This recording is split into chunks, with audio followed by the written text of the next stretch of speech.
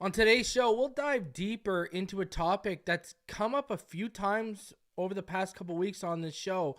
Should the Miami Dolphins trade Jaylen Waddle if he is, as the reports say, unhappy with his current role? We'll dive into that, see what they could possibly get if they do decide to go down that path.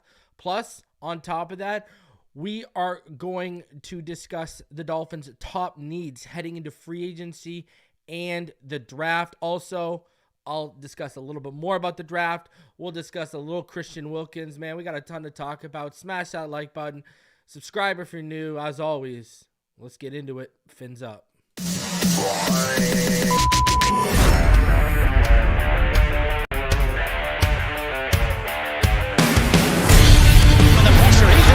Loses the football. Touchdown!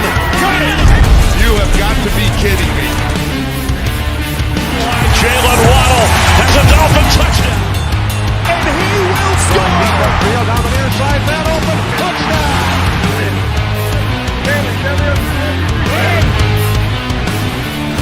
The run from Tua Tagovailoa. Touchdown! He's going deep. He's going up for the touchdown again.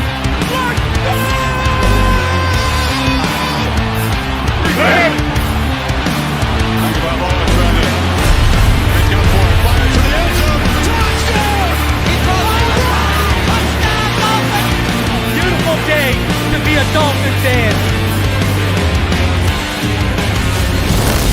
Let's go!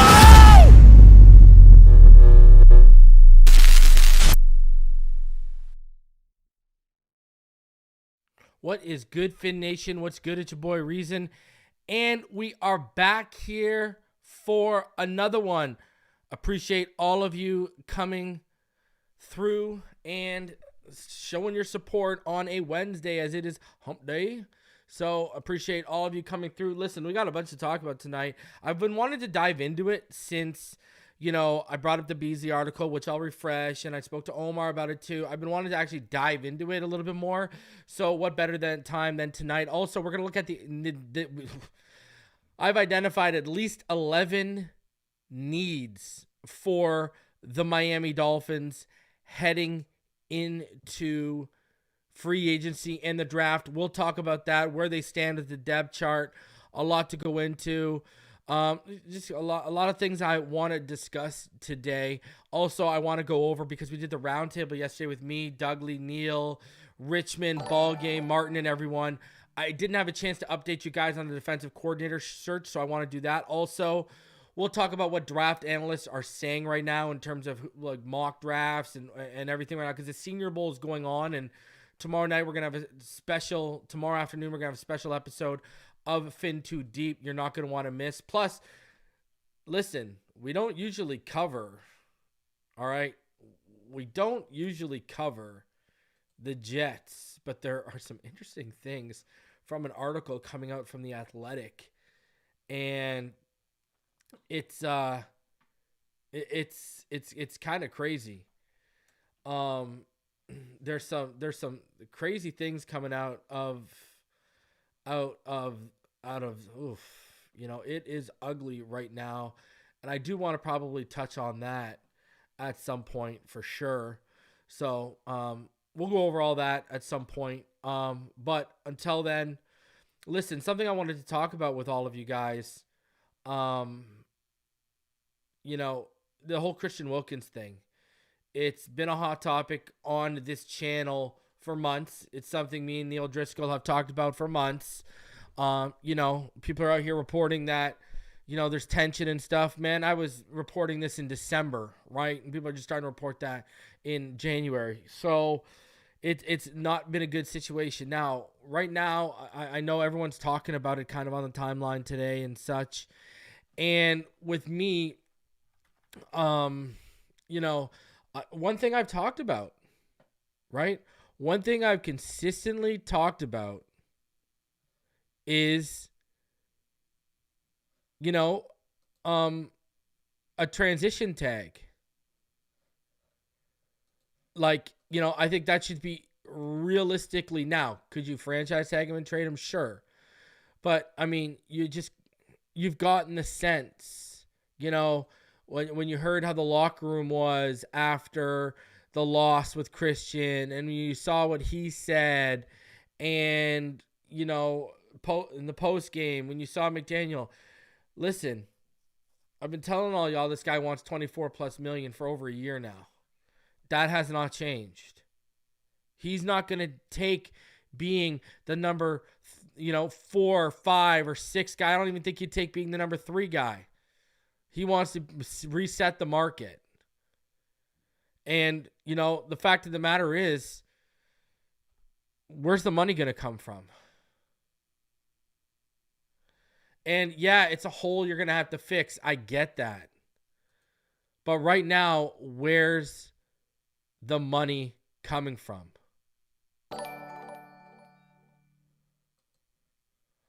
And I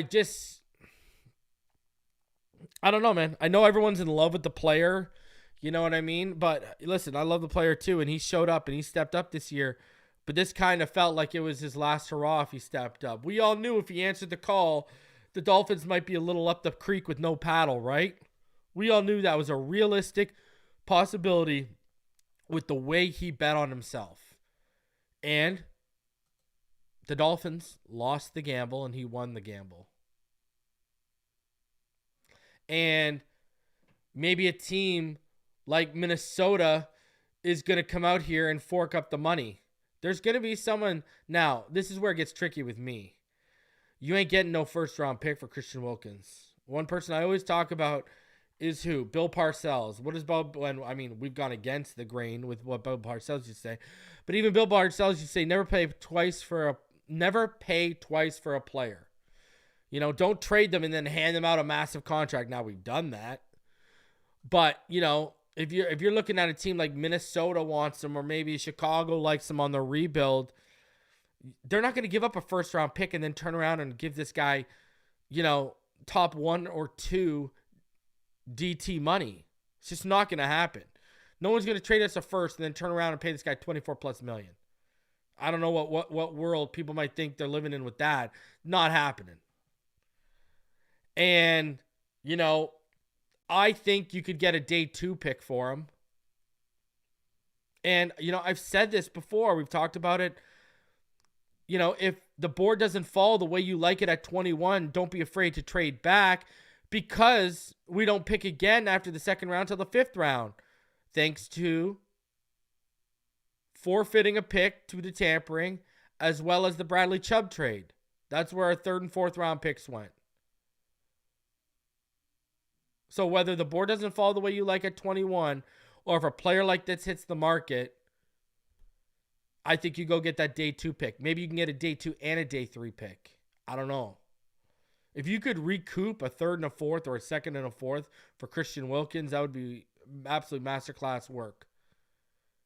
But as you will see when we get into the offseason needs, we got a lot of holes to fill. And we've talked about this before on this channel. Teams that make it through these cap hells are what? Teams that can draft well, that can supplement the roster through the draft with cheap contracts. If you're in cap hell and you can't draft well, you are pretty much, again, like I said earlier, up the creek with no paddle. The only other way is you keep trading picks and moving contracts back. And at some point, you got to start investing in the youth movement here. And so, there's a way to clear, but you just be pushing future money down. If you want to clear out the maximum amount of money right now, you'd have to extend Tyreek. You'd have to restructure a few guys. You'd be pushing money around. So it's not like you just climb out of the hole right now. I mean, shout out to Neil. If you're not following him on Twitter, go follow him. And he had a great tweet yesterday, right? He said you could give out 2 new extensions. Tyreek Hill creates $15 million. Tua Tagovailoa creates $12 million. You restructure Ramsey and Chubb. Ramsey is about $18.2 million. Bradley Chubb's about $14 million. You release Ogba, Baker, Mike White, Jeff Wilson, Keon Crossan, and Duke Riley. and then a post-June release of Xavier Howard, you have now created $94.8 million in cap space, right? The problem is we're currently $52 million over the cap, so that would only create about $42.8 million in cap space.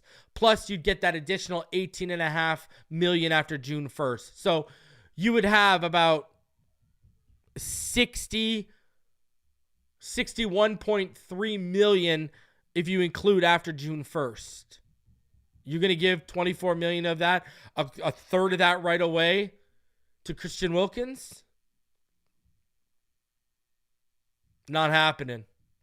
When you can go get Robert Hunt and another offensive lineman for what that's going to cost, you can bring back Robert Hunt, sign Isaiah Wynn back on the cheap because he ain't going to cost anything, and you could go get a center.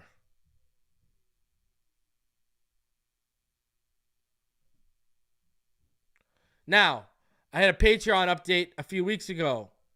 Oh, well, last week or the week before that. I forget which one. But I talked about the center position.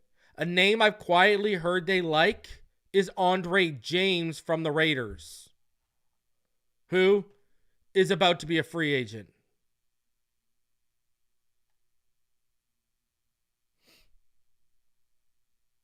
So there's options here. Then you get to the draft.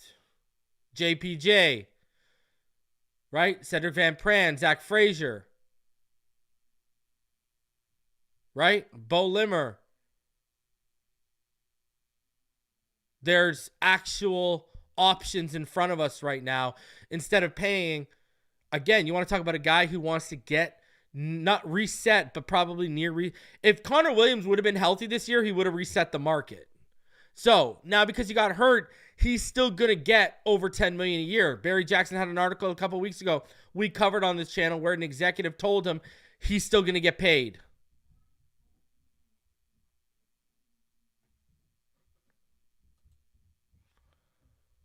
I'm just saying. There's options. There are options available.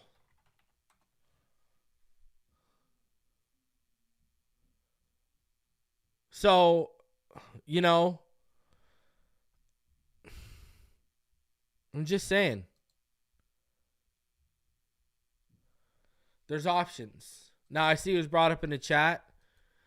Yes, Greg Olson said he talked to McDaniel during the regular season and said, and I quote, "I love the offense, but you have to get the tight ends more involved." And McDaniel replied, and I quote, "That's the next step evolution of the offense." Who's been saying this the whole time? Who's been saying this the whole time that this is the next step? And that's why I keep bringing it up to Omar every time he comes up here because of how dead wrong he was on that. This is the next step in the evolution of this offense. And Julian Hill ain't that guy, and Durham Smythe ain't that guy. I saw it being brought up in the chat. Remember my boy Anthony, who comes up here. You can follow him at FinSportsF on Twitter. He posted that quote yesterday on Twitter. Got like 200 likes. This is the next step in evolution. I've been trying to tell everyone this. And people try to, and I tell you, miss me with that BS that there aren't targets to go around. I say that all the time. Miss me with that. Right? Like, that's the biggest load of crock I've ever heard. People try to tell you that. They don't know what they're talking about. Tua threw the ball 560 times this year. 560 times. Guess what? 275 of those were to Waddle or Tyreek. So, yeah, there's targets to go around. There was almost 300 targets to go around, not to guys not named that to be exact. Right? There's about 285 targets that went around. And Smythe, by the end of it, on 35 receptions with 366 yards, ended up being our third leading receiver because of that stretch. Past Cedric Wilson, past Berrios. And if you take the tight end out of the situation, guess what? Devon Achane, who missed how many games, ends up being our fifth leading receiver. He's our 6th if you include the tight end. If you take out the tight end, our running back is the 5th leading receiver, who didn't even play the full season. So yeah, that's why I was in love with Luke Lachey. That's why I'm sitting here saying, if Brock Bowers falls outside of that top 10, you move up. Brock Bowers will make us damn near indefendable. How are you going to defend Tyreek Hill and Waddle on the boundaries, and then a guy like Bowers who can go in the slot, who can go in line, whatever you want, and can kill you in the red zone?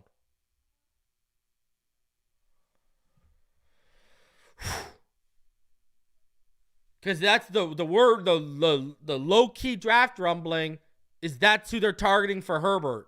Now, that was before Harbaugh showed up. I don't know if that things are going to change with Harbaugh. But the low-key rumbling, and look at what they've given him. They've given him Keenan Allen, Mike Williams. They drafted Quentin Johnson last year in the first round.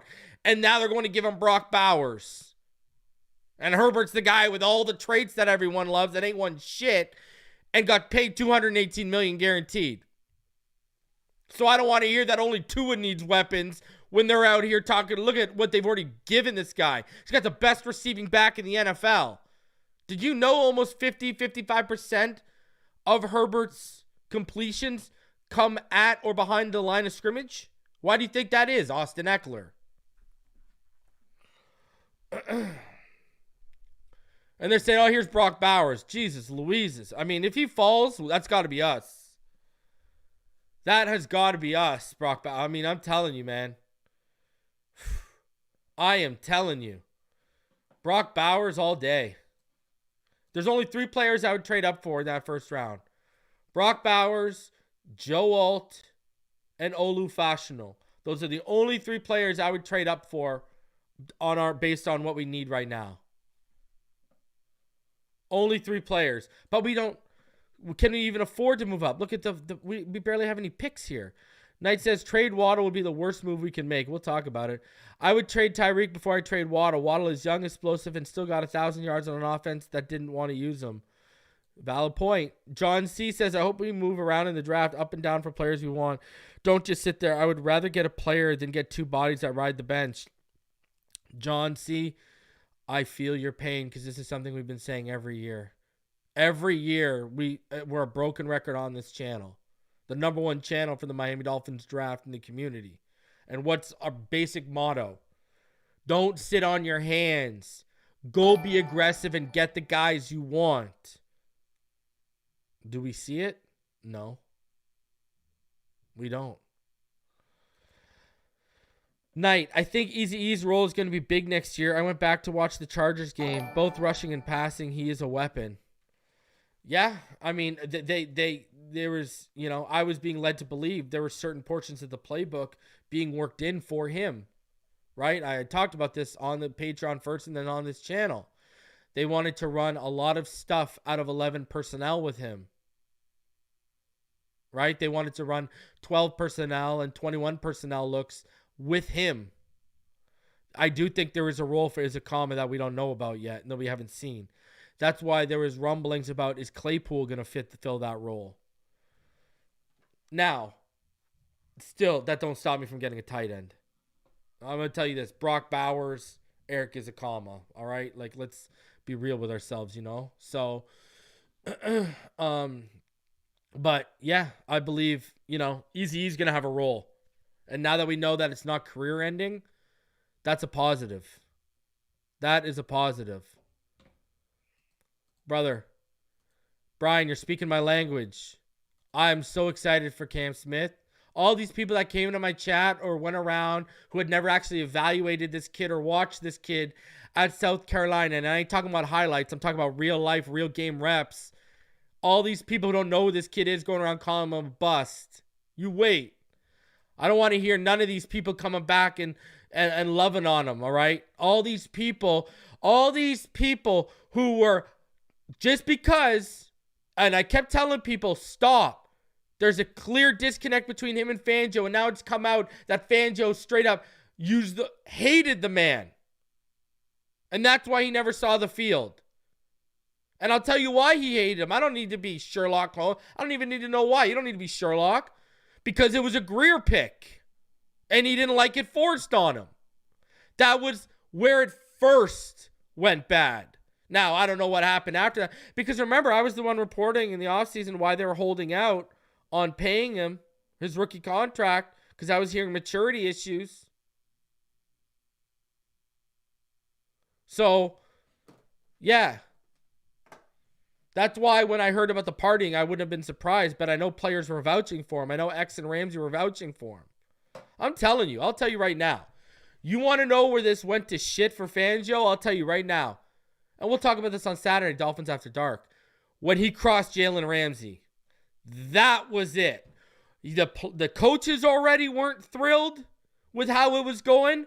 But when you crossed Jalen Ramsey, who had won a championship in an iteration of this defense, who plays the star role in the secondary, can play any position in that secondary,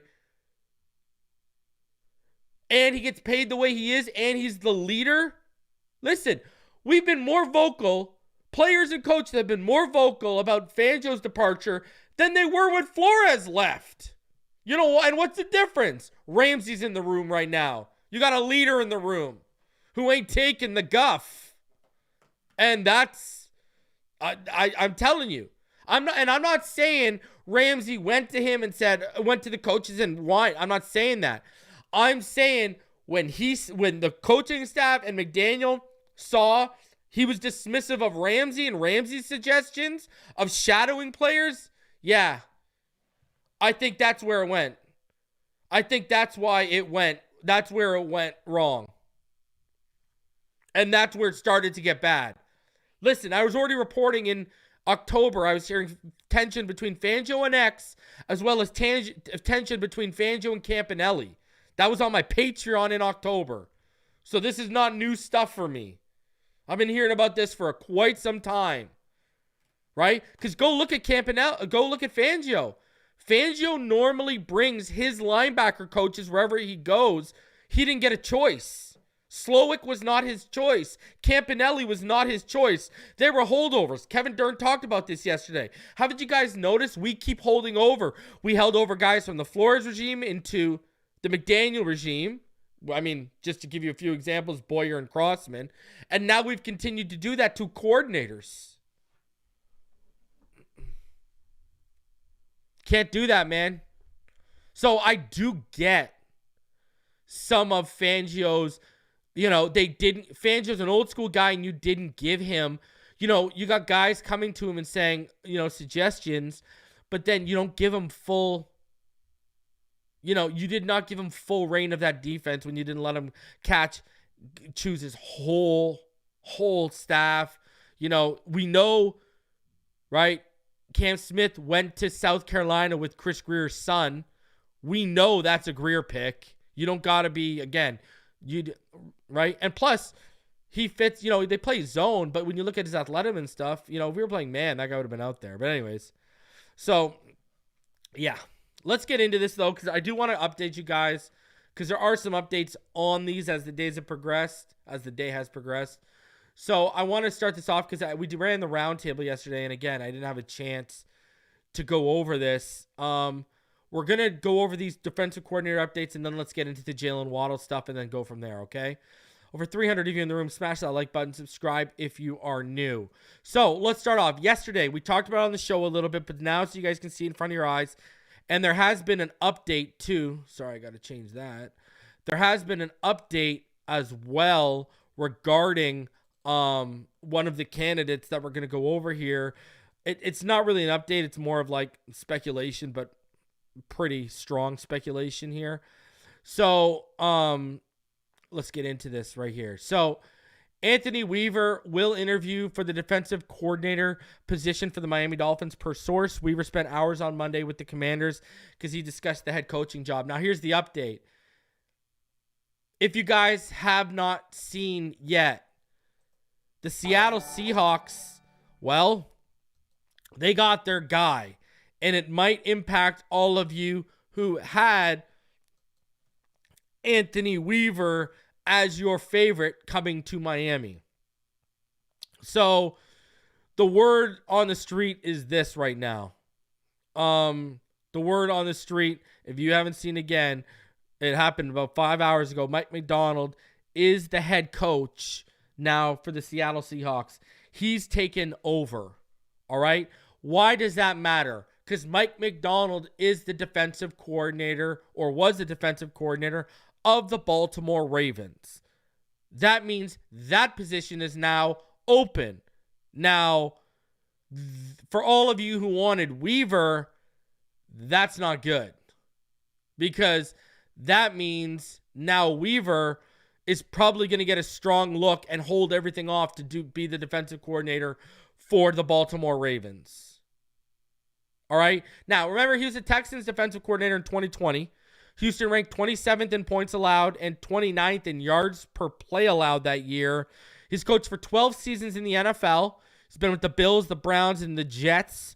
He was on that same Cleveland staff as Mike McDaniel in 2014. He was the defensive line coach, and McDaniel was the wide receivers coach. So there's your connection between McDaniel and Weaver. Now, Weaver was also a second-round pick of the Ravens in 2002. He played 7 seasons in Baltimore and Houston. So he's got a tie to that city. He's already had interviewed for the Atlanta Falcons and Washington Commanders head coaching vacancies. Obviously, didn't get Atlanta, and he hasn't gotten the Commanders, right? So Weaver now, I think he is going to be strong. I think he's going to get promoted. It's the same thing as what we saw happen in Buffalo, right? They promoted Bobby Babich when we came knocking just yesterday. Bobby Babich is out, right?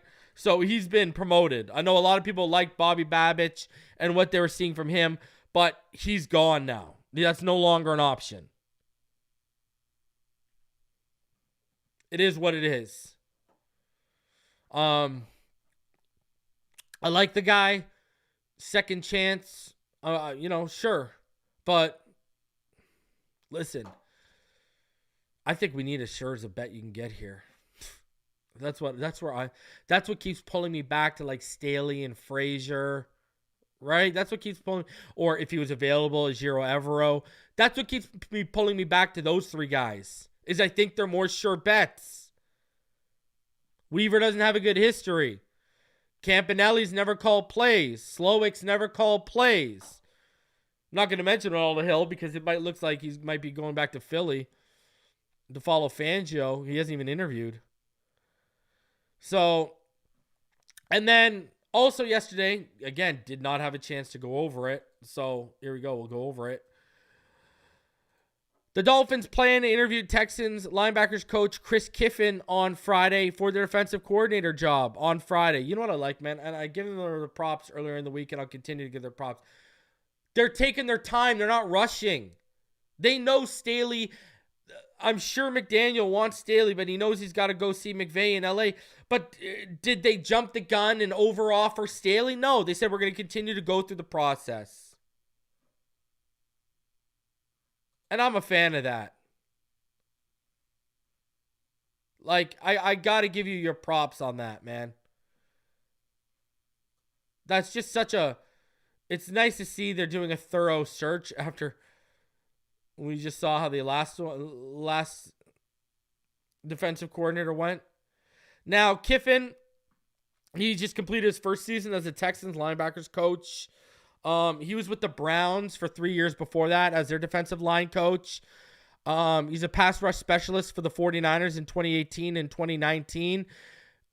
He was there when McDaniel was the run game coordinator, right? Also spent more than a decade coaching in college. He was a defensive coordinator at Florida Atlantic in 2017. Obviously, he is the son of former defensive coordinator Monty Kiffin. We all remember that guy, legend. And he's the younger brother of Lane Kiffin. So, listen, I like the targeting of linebacker coaches too, eh? Some fire in their belly, those guys, huh? But Chris Kiffin has a pedigree. He comes from a pedigreed past.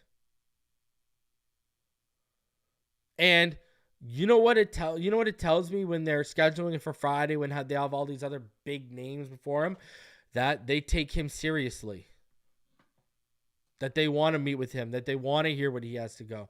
Listen, I hope the safer bet screams, if you're a gambler, take a guy who's been there before, especially one who's been successful before, like Staley with the Rams, Frazier with the Bills, et cetera, et cetera. Evero, but is blocked. But hey, if you're going to take the gamble, you just better make sure you get it right. Can't come up snake eyes on this one. You cannot come up snake eyes on this one. Or, Mikey boy, you might not be here next year. And that's just the reality of the situation. Just the reality of the situation. All right, let's get into this. Jaylen Waddle. Should the Miami Dolphins trade Jaylen Waddle? I'm going to put a poll in the chat right now. I want to get your thoughts in the chat. I'm going to lay out the evidence and then I will get into my thoughts, all right? So I want to, and I'm going to be specific. Should the Dolphins trade Jaylen Waddle if they get a first-round pick in return? All right, I'm going to put this in the chat. So I'll put a poll. You guys let me know right there in the chat. Should the Dolphins trade Jaylen Waddle if they get a first-round pick in return? And look at the nose just creeping in already, all right? So there's your poll. Now let's get into this. I'm going to do the refresher, all right? Now, I'm not going over the whole article. I'll go over the excerpt. This is what was in Adam Beasley's article that I went over on the channel a few weeks back. So he said, while it's not the likeliest outcome, fans should mentally prepare themselves for at least the possibility that Waddle or Hill will be traded this offseason. And the smart money in this situation would be Waddle, not Hill.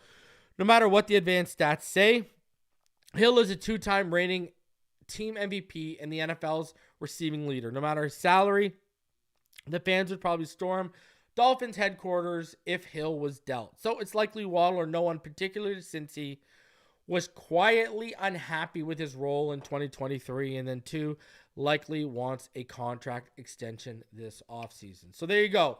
Was quietly unhappy with his role in 2023.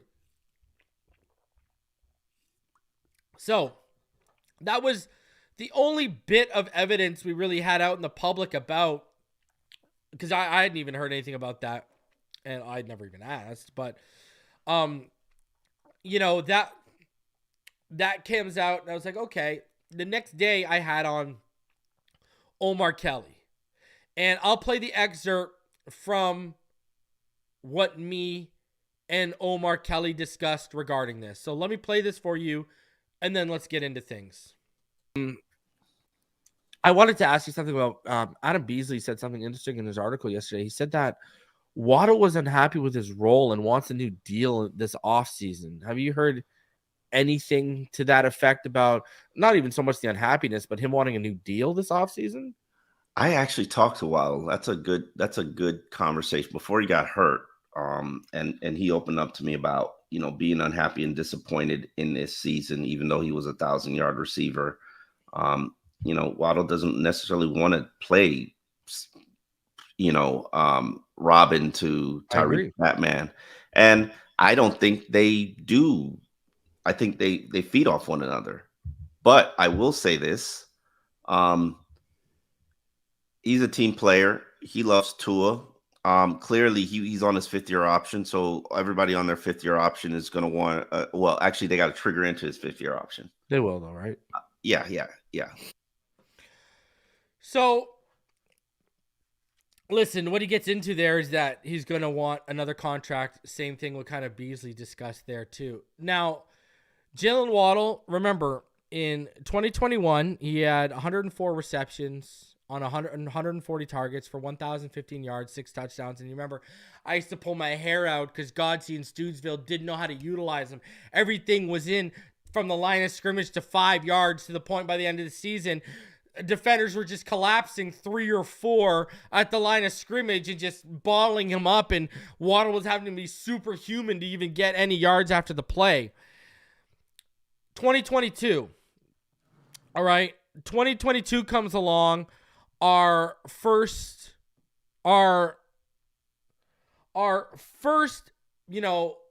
season with McDaniel, and our first taste of what these guys could be in the offense together, and it's 1A, 1B.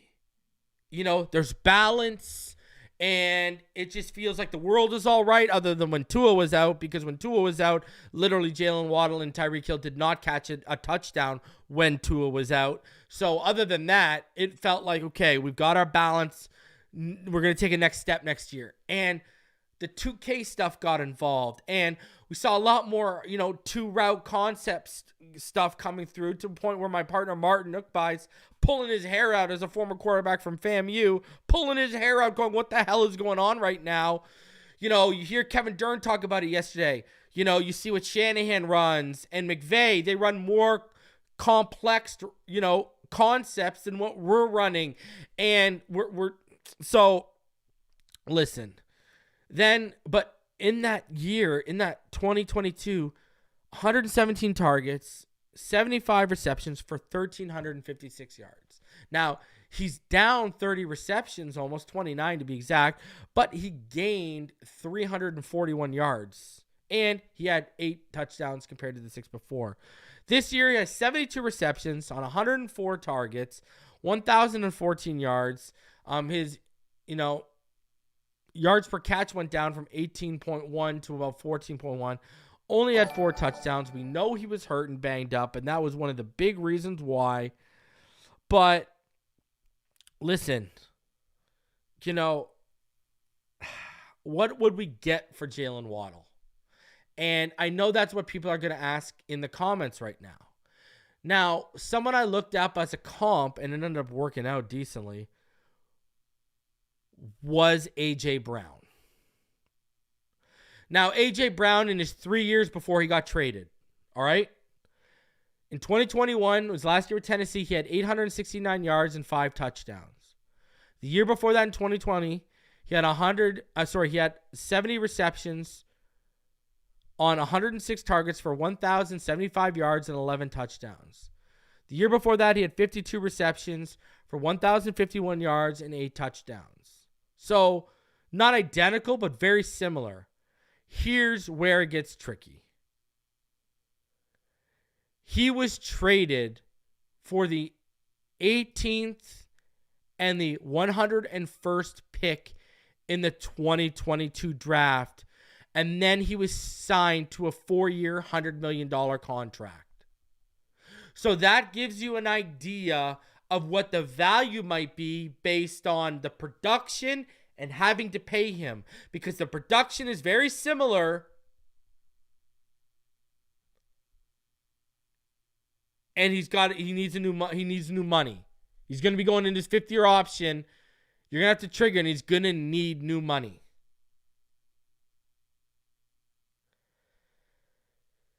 And here's where I come from. Now, listen, I don't think the 18th and the 101st pick are good enough for what I saw in 2022 last year. When I saw them truly at their 1A and 1B usage, and I've said this, I brought it up yesterday on the round table. What Shanahan and McVay and these guys do better. Look at McVay, right? Cooper Kupp's out. Look at Puka Nacua takes off, right? Cooper Kupp comes back. Puka Nacua still making plays. Cooper Kupp still making plays, right? 1A, 1B.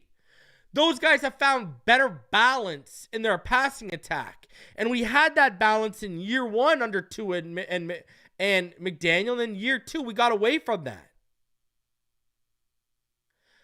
The 18th and the 10, I think Jaylen Waddle is more explosive than A.J. Brown. I think A.J. Brown is better at the catch point, clearly. I would say he has more sure hands than Jaylen Waddle. But I think Waddle's more explosive, can offer you much more after the catch, et cetera, et cetera. And for the way our offense is, the way our scheme is styled in terms of the passing attack, he's perfect for it. He fits it perfect. And where I'm at right now, and this isn't going to rub people, I would move Tyreek Hill before I move Jaylen Waddle. I wouldn't move either, but if you put a semi-automatic to Reason's head and said you got to choose one, I'll choose Tyreek.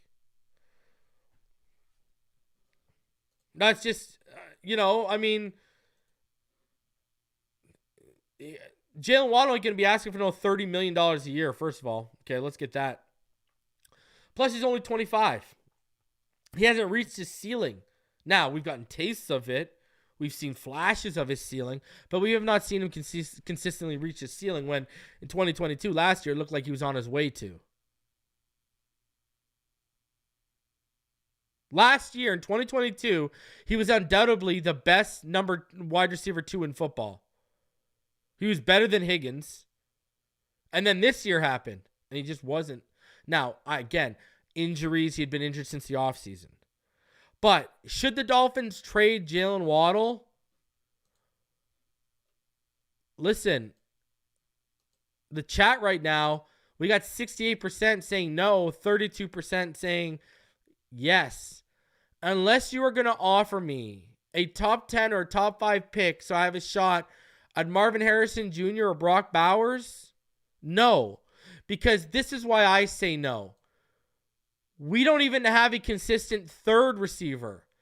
Can we afford to trade Jaylen Waddle? No. You better make him happy. You better make Jaylen Waddle happy. He's been a team player since Godsey and Stoodsville didn't know how to use him. He shined in 2022. And in 2023, that 2,000 yards BS became too much of a focal point. Get back and build off of what you were building in 2022, Mike. Find the balance in the passing attack.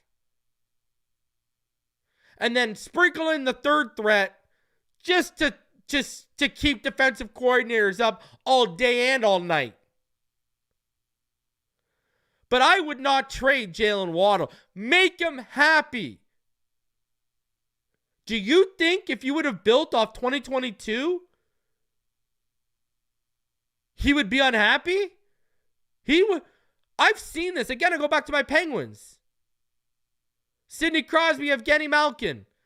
Two of the best centers to ever play the game. Evgeny Malkin's the best Russian center to ever play the game. Sidney Crosby, one of the greatest to ever play the game. They've made it work since 2008, 15 years. So I know it can happen. Why? 1A, 1B. You didn't put one over the other. Equalize time. You try to get them both wingers so they both have weapons they can play with. Same thing here with Waddle. If Tyreek's going to get 170 targets, give 140, 150 to Jaylen, baby. And then spread it through your third and out. Make him happy.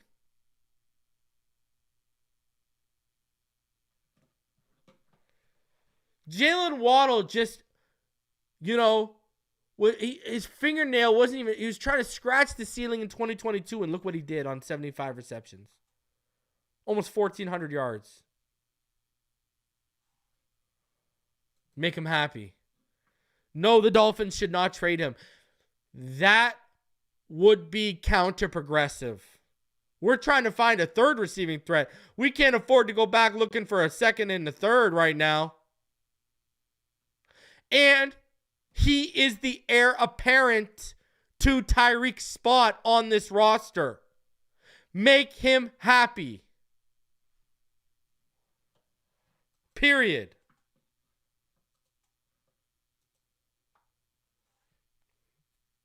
Sorry, I'm a little passionate about that. So, should they trade him? No. Make him happy.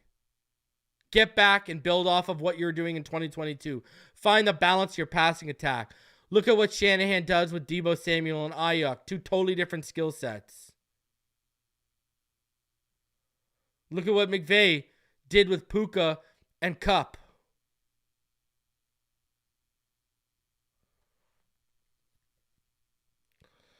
All right. Continuing on here, let's get into my needs heading in because there's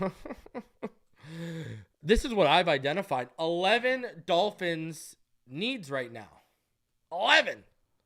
Center, right guard, left guard, strong safety, middle linebacker, cornerback, defensive tackle, edge, left tackle, wide receiver, and tight end. Let's start off with the funnest one of them all. Let's start off at center here. All right? We'll start off here at center. Right now, we have Liam Eichenberg under contract. We don't even have Jonathan Harrison under contract. Connor Williams wants $10+ million a year. I've heard they like Andre James. There's guys in this draft who are absolutely studly that could fill this role if needed. Jackson Powers Johnson, Cedric Van Pran, Zach Frazier.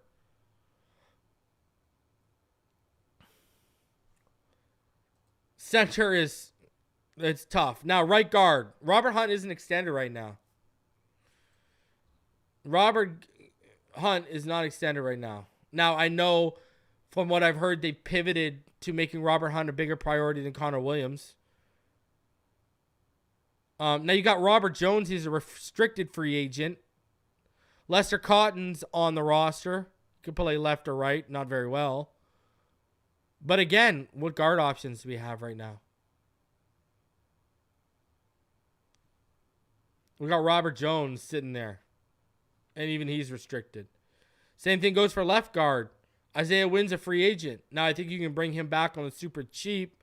And obviously, let's not get it twisted. There are some good interior offensive linemen who could probably kick to that left guard spot, right? So, you got a guy like, I know a lot of people say Christian Haynes could play left tackle or left guard. I think he could play either or as well. I see him more of a guard at the next level. So there's guys in the draft, again, who can fill in that spot, right? You also got, Troy Fautanu, who from Washington, who people believe should kick in from left tackle to left guard. So there's options. Strong safety. We got Elijah Campbell, basically. That's it. Right now, he's a restricted free agent.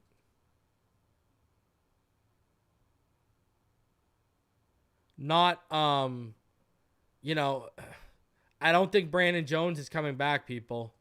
Now, maybe with a new defensive coordinator, but I pretty much got the feeling, at least under Fangio, he probably wasn't coming back. So, again, the draft has some guys, right? You got a guy like, do you keep Cameron Kitchens in Miami? Right? He's a beast. He can play the single high or he can come down to the box. Very versatile, Cameron Kitchens. He's a very versatile guy. So there's going to be options in the draft too. So that's it. And Deshaun Elliott, do you try and bring him back or did he price himself out? Middle linebacker. Calvin Munson is pretty much, he's a free agent. Jerome Baker, he might be a cap casualty because of the money you save. Duke Riley could be a cap casualty because of the money you save. And if that's the situation, then all we have is David Long and Channing Tindall.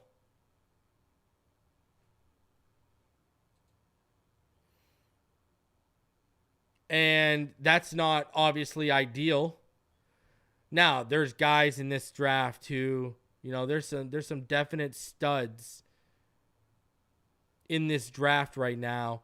You got Tommy Eichenberg out of Ohio State, Edgerrin Cooper, Jeremiah Trotter. There's some guys that are going to be out there. Cedric Gray. there's some dudes that are going to be out there and in this draft. I mean, one of my mocks, I took Jeremiah Trotter because he fell to the second round. I took him and Troy Fotnu. So there will be middle linebacker options, and in this defense, you need to get that right. Cornerback. I think Cam Smith should be elevated and will be elevated. I think Xavier Howard will be gone. But once you get past them, Keon Crossan could very well be cut, a cap casualty, because he saves you some money. Nick Needham's a free agent. Justin Bethel's a free agent. You know, literally other than Kader Kohu, Jalen Ramsey, and Cam Smith, and those are the 3 of the 5 who are under contract right now that I see returning, because I think Keon Crossan and Xavier Howard are probably going to be gone. Now, Keon Crossan might stay if Crossman stays. But, again, even if Cam kicks to the opposite boundary of Jalen, okay, you've got your 3 starters in Jalen Ramsey, Cam Smith, and Kader Kohu, but you got no depth behind them. So, yeah, corner is needed.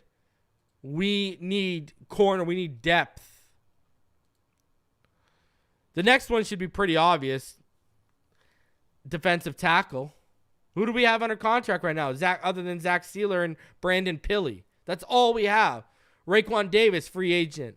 Christian Wilkins, free agent. Deshaun Hand, free agent. All we have is Zach Sealer and Brandon Pilley under contract at defensive tackle. Scotty. Absolutely not drafting another Eichenberg. Tommy Eichenberg's actually the better brother.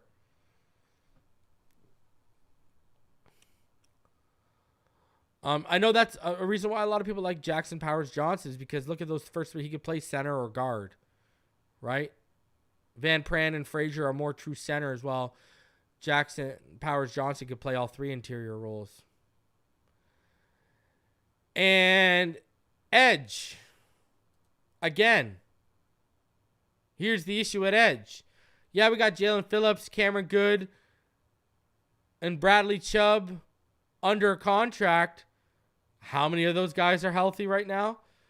Cam Good, Jalen Phillips, and Bradley Chubb are all not going to be back until September, October. Emmanuel Ogbah is going to be cut because of the money he saves. That's all you have under contract right now. You got Zeke Vandenberg. If you want to use Zeke Vandenberg, bring him up. But we got no... Like, that's a real question, ladies and gentlemen. Like, that is a real question for all of you. What do you do if a guy like Jared Verse from Florida State is on the board? What do you do if there's an edge you like and they're on the board at 21, given our injuries right now? Andrew Van Ginkel's not, he'll be ready, but he's not coming back. Cord says you take him. Like we are actually in a position where we might have to take an edge based off injuries and no depth.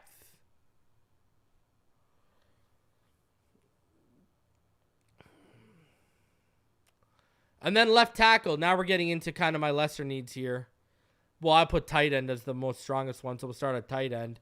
I mean, not one single tight end on our roster this year scored a touchdown.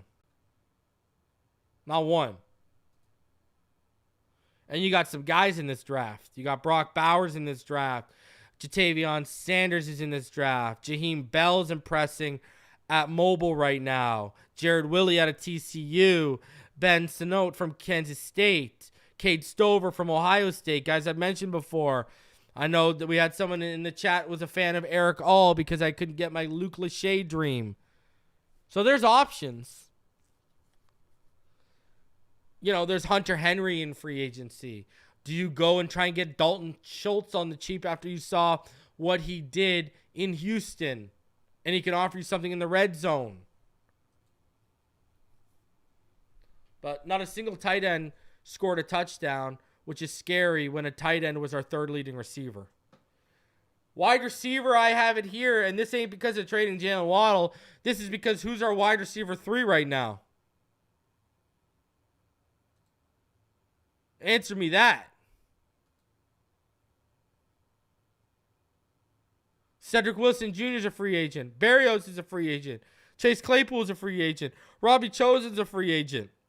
River Craycraft's a free agent. Erik Ezukanma, by default, who hasn't played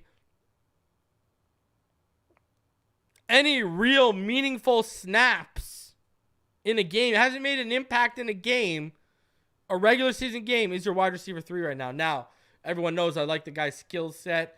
I like what he offers. I like what he could potentially bring to the table. But again, we're talking potential.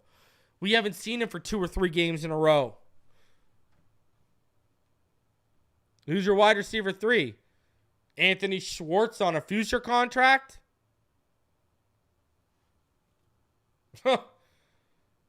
Telling you, man.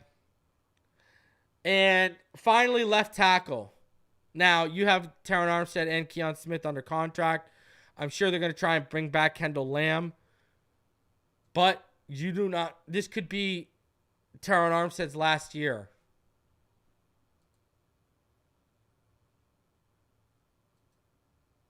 So, if someone falls in your lap, like, I've said I would trade up for Joe Alt or any of those guys. I said I'd trade up for Joe Alt or Olaf Fashanu. It's the only 2 guys I trade up for. But, I don't think Talisi Fuaga is going to be there from Oregon State. Do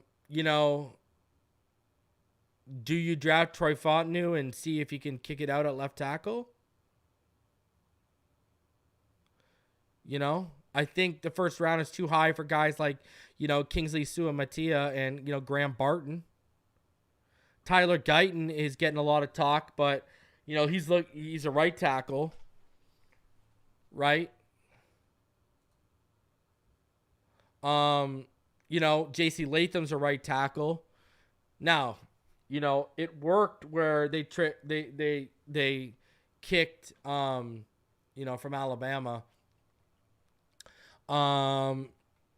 When the Cleveland Browns drafted Jedrick Willis and then kicked him from right to left tackle. If the guy's athletic enough, they can make the transition.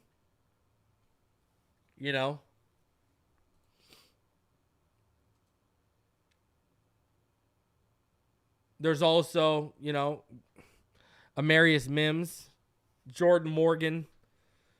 So what do you want to do? Do you want to get out ahead of that left tackle or not if someone drops in your lap?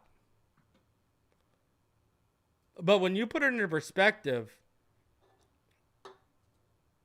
there are a lot of holes on this team. You're going to have at least 3 starting holes on defense at strong safety. And, between nose and DN between Raekwon and Wilkins. On offense right now, your whole interior, Isaiah Wynn, Connor Williams, Robert Hunt, none of them are under contract. And your wide receiver 3, Cedric Wilson, is not under contract. Your wide receiver 4, Braxton Berrios, is not under contract. Your wide receiver 5 in River Craycraft or Robbie Chosen, whoever you want to pick, not under contract. They need depth. This is going to have to be a masterclass job by Brandon Shore and by Chris Greer. I don't know what else to say. It's going to have to be a freaking masterclass. So, we'll see. Now, something I did want to talk about before we get out of here. I don't know if anyone's seen the article. It's on The Athletic. It's behind a paywall. I'm not going to get into it because it's not about the Dolphins. But if you have The Athletic, go read it. It's called Aaron Rodgers, Robert Saleh, and how the Jets season fell apart. Something has to change. There's a quote in there. Quote unquote, it's such a fucking mess. Something has to change, a Jets coach said. And some highlights from the article. Sources described the Jets as a team riddled with making excuses, a paranoid head coach, an ill-equipped offensive coordinator, and an organizational tunnel vision on a QB that rubbed even some teammates the wrong way. Yes, not everyone was happy with Aaron Rodgers. They also go on about how Nathaniel Hackett showed a lack of urgency in fixing problems and would rarely have the team watch practice tape during camp. Saleh threatened to take away phones when someone leaked the report of Zach Wilson's reluctancy to play. Remember how it came out that Zach Wilson if they were going to go back to him, he didn't want to?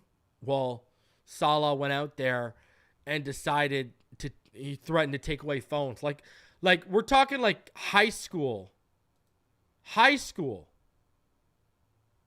That's what I'm hoping, bro. He gets fired and he comes here. I think Robert Saleh fits into what I talk about about Brandon Staley and Steve Spagnuolo. These are guys who are better coordinators than they are coaches, head coaches. And there's even a note in there that Jets players grew tired of the way Saleh fawned over Aaron Rodgers. Like, players were not liking the favoritism being shown to Aaron Rodgers. I mean, we had Rex Ryan. Didn't he tattoo Mark Sanchez on his ass? Does this mean Robert Saleh is about to tattoo Aaron Rodgers on his ass? See, you guys think the Dolphins are dysfunctional. That's dysfunction. Robert Saleh hasn't been fired. Nathaniel Hackett hasn't been fired. Guys, these guys are still there. And this article is coming out. Rodgers is even still there. You think these people are trying to sell you that because Fangio was a dick and wasn't collaborative with people that, well, we're dysfunctional. No. The Jets are dysfunction right now. We've just coming off back-to-back playoff appearances when everything wasn't hunky-dory behind the scenes. At least we're winning. These guys aren't even winning. They're losers and they're dysfunctional. We're neither yet. And I say yet because who knows what happens when this window closes. And dysfunctional, who knows if this year doesn't go right, what happens. But all these people are still in place and this stuff is coming out. Do you know how undermining that looks? That it's coming out that he was threatening to take away their phones for leaking information, but that information that I just said was just leaked? What does that tell you?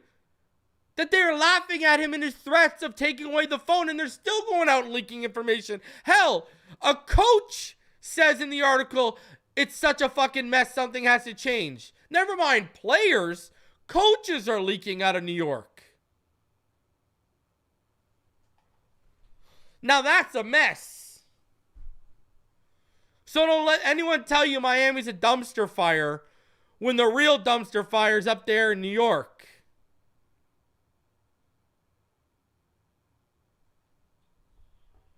I'm just saying, I mean, y'all saw what Albert Breer said. The Fangio thing, quote unquote, wasn't exactly voluntary. Right? So, yeah, it was as mutual as it comes. And look at the guys. We've heard Garrett Wilson's frustration. How long until Sauce Gardner and Garrett Wilson say, screw you, I'm out?